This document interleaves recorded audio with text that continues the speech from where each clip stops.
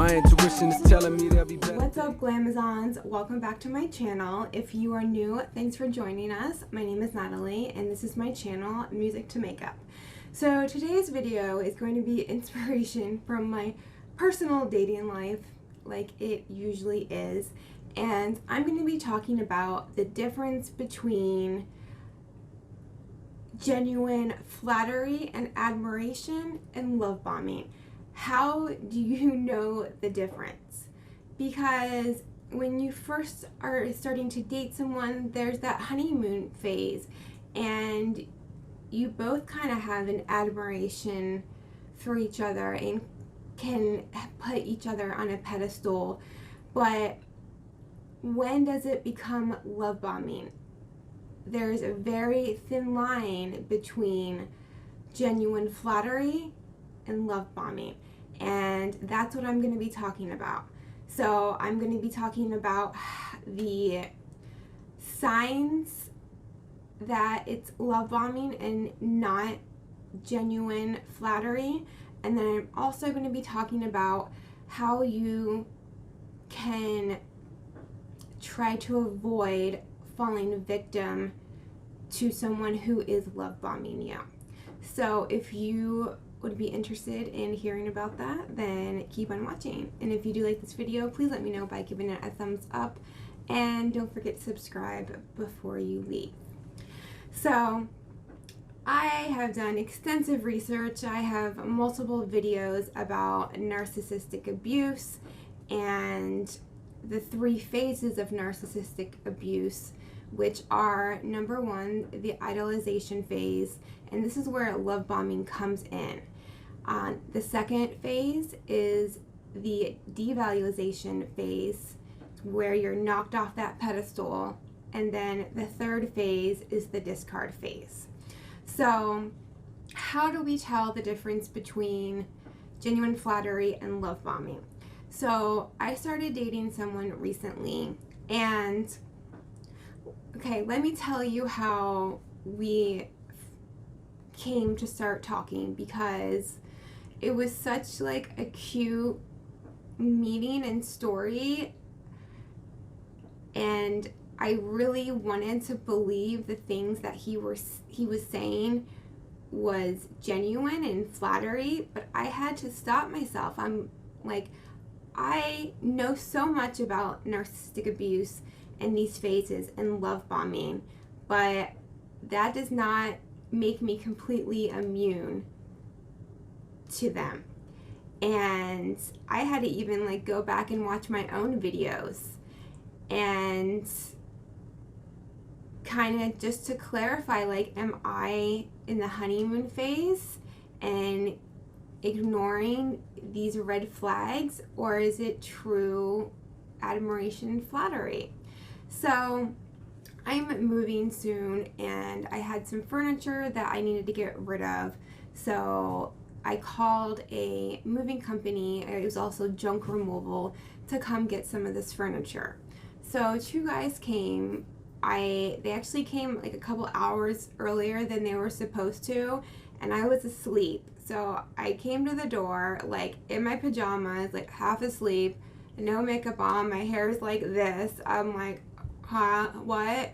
They're like, oh, we're early. I'm like, whatever, come on in.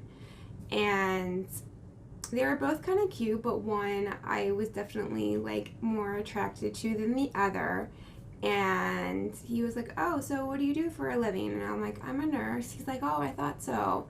He's like, I saw your scrubs. And then he saw I had a poster of J. Cole. He's like, oh, you like J. Cole? I'm like, yeah. But then that was it. So the other day, like, because I'm horrible at checking my text messages, I was just going through them and cleaning them up, and I legit had a text from a month ago, and it was one of the guys from the moving company, and they were like, I apologize, we woke you up again. I just wanted to make sure that, you know, everything went well. And I was like, yeah, you guys, you know, everything went fine. I actually hired you guys for my upcoming move. And he's like, well, I don't work for them anymore. That was just a temporary thing until I got into my profession. And I was like, oh, okay. And he was like, would you like to go out to dinner sometime? And I was like, yeah, actually, I would. And as we started to talk some more, he's like, I don't know if this is going to be too weird, but he was like, as soon as I saw you, I was like, I need her in my life.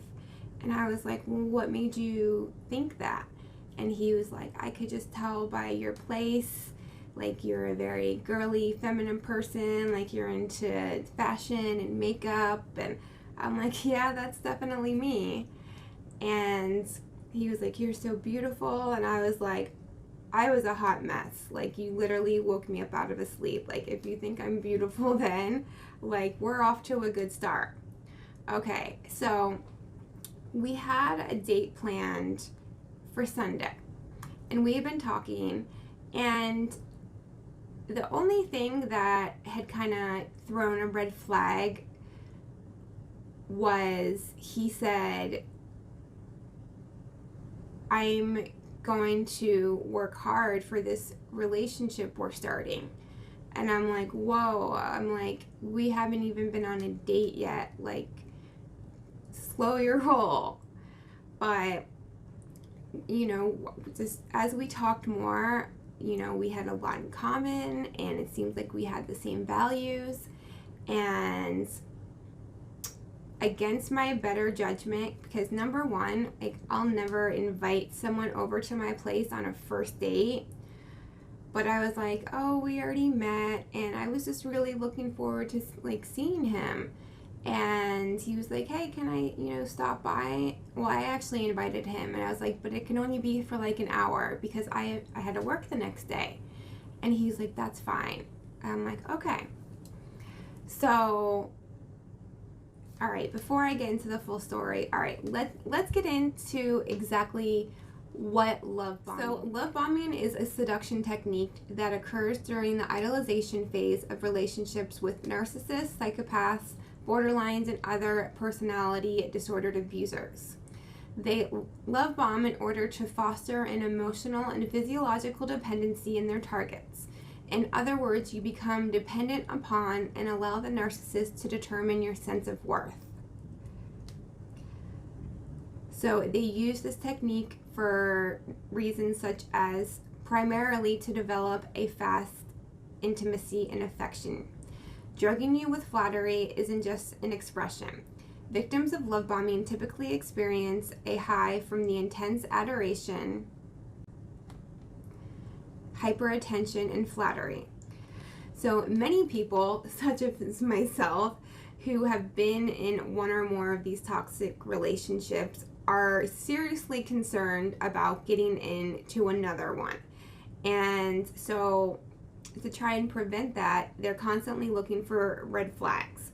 And while this is important, it's equally important to focus on what makes you vulnerable to abusers and other con artists. So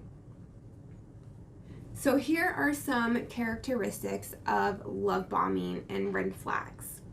Number one, urgency. It's hard work pretending to be someone you're not. Thus, love bombers often try to hurry the relationship along at a breakneck pace in order to secure the attachment. Once that's accomplished, typically after legally binding yourself to them through marriage, shared property, children, or a business partnership, the mask comes off. In the many accounts of love bombing, there's frequently pressure to take things to the next level. They ABC, always be conning to always be closer. So, urgency. Like I said, he was like, I want to work hard at this relationship we're starting. That was definitely a sense of urgency. And when he did come over, he was saying things like, you know, can I be your boyfriend? And like, you don't know how great you are. He's like, we should just get married, and like that should be the end of it. Which brings me to my next point, future faking. Narcissists and psychopaths will also casually talk about marriage, having children, and other relationship milestones early on or long before any reasonable partner would seriously consider such things. It's part manipulation and part distraction tactic. If you're codependent, finding someone who seems to think you're so special enough to consider huge commitments so quickly, can make your heart melt along with your judgment and reason. It's used as a distraction so you could catch a glimpse of the real them before they're ready, or as a way to keep your hope alive after the devaluation stage begins. And that's what's happened. I think that's what happened with me. My past handful of dates have gone horribly, and even like my past relationships, I was always underappreciated. So when I'm being complimented and getting the admiration I feel I desire because I think I'm an awesome person, like finally like someone sees me, someone sees how special I am, and that is how they can distract you into falling for the love bombing. So next is hyperbole. Always and never, black and white, all or nothing thinking are common in disordered people.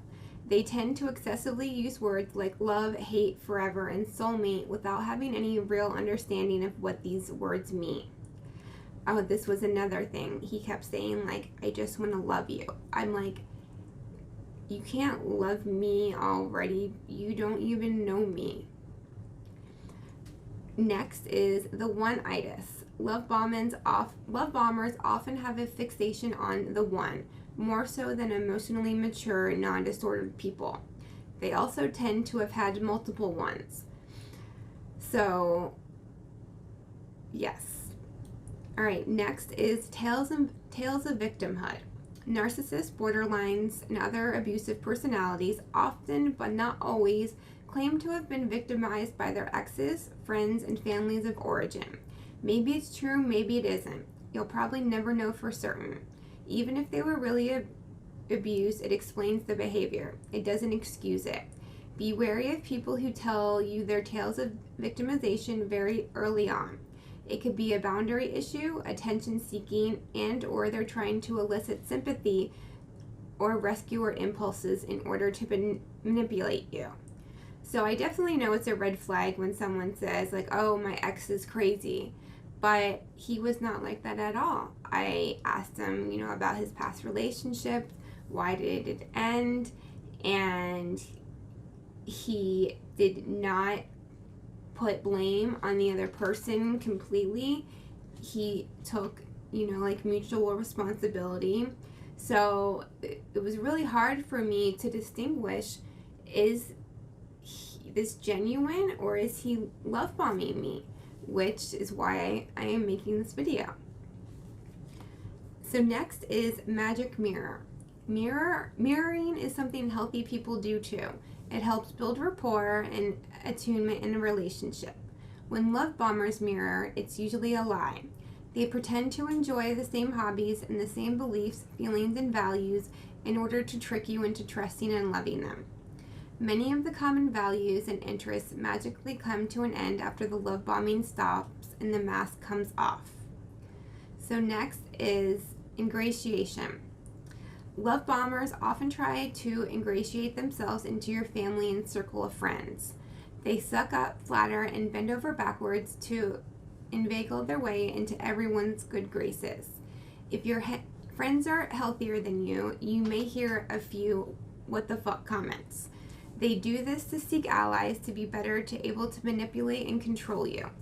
If your friends and family solidly continue to have your back rather than join the flying monkey squadron, the narcissist or borderline will eventually demand you end these relationships. Next, joined at the hip. Love bombers often want to spend every waking minute with you, especially during the beginning of the relationship. They require an extreme amount of attention and become upset when you can't accommodate this. Don't confuse this for an indicator of someone who loves and wants you so much they can't stand to be parted from you. Emotionally stable and mature adults can handle time apart. We even think it's healthy and a sign of a strong relationship. So here's where my eyes really opened up and I was like, okay, I don't think this is healthy behavior. So I invited him over, told him beforehand, can only be for like an hour, I have to work. He's like, okay, cool. Comes over. After like an hour and a half, I was like, hey, I think it's time for you to go home. I need to get some sleep. And he would not leave. I kept asking and asking. He's like, no, just go to sleep. I promise I won't bother you. I'm like, okay. So, trying to go to sleep. Do you think he let me get some sleep? No. And his excuse was, I'm so sorry. I was so looking forward to spending time with you. I just can't get enough of you. I ended up having to call in to work because at 4:15, and I had to wake up at 4:45, I literally had 0 minutes of sleep. And I was like, you are not respecting me, my time, or my boundaries. I asked you multiple times to go home and let me get some sleep. You refused to do that. I let you stay. You said you would let me get some rest. You refused to do that as well. So next is indispensable. Many love bombers try to make themselves indispensable. It's basically a way to stave off abandonment fears and create a mutual dependency. If you need me, you won't leave me. Codependents continue to do this after the love bombing stage ends. Narcissists stop and then hold the things they once did for you over your head and expect to be repaid with interest compounded hourly. Alright, next. Obsessed with your exes. An obsession with exes is common for codependents and disordered people. Codependents usually become obsessed because the narcissist or borderline triangulates by deliberately trying to make their partners insecure or jealous by bringing up past relationships and comparing the codependent to former partners. The personality disordered are usually obsessed with exes because even past relationships are seen as acts of disloyalty and threats to their control. So, and then last characteristic I'm going to talk about is sex bomb. Love bombing can also include loads and loads of sex or the future promise of the most amazing sex you'll ever experience after you prove yourself. That rarely comes to pass. People who use sex to manipulate are transactional. You will pay to play, and once you're hooked, the stakes become very steep. So those are the characteristics, but how do we really differentiate between genuine flattery and admiration and love bombing? So think about the people you admire or hold in high regard. Did that happen overnight, or did your appreciation develop over time as you got to know them and observe them consistently behave with kindness, compassion, integrity, and intelligence? Anyone who lays the flattery on thick and fast typically has an agenda. They're most likely to manipulate you into something that isn't good for you. So that is definitely a good way to kind of measure whether or not it's love bombing or genuine flattery. So what steps can we take to prevent a narcissist from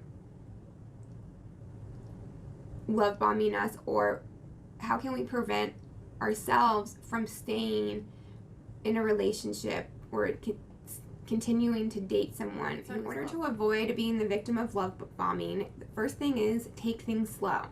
When a guy likes you, he won't be able to stop being excited and he'll want to be around you all the time, which makes it even harder to differentiate between, does he really, really like me or is he love bombing me?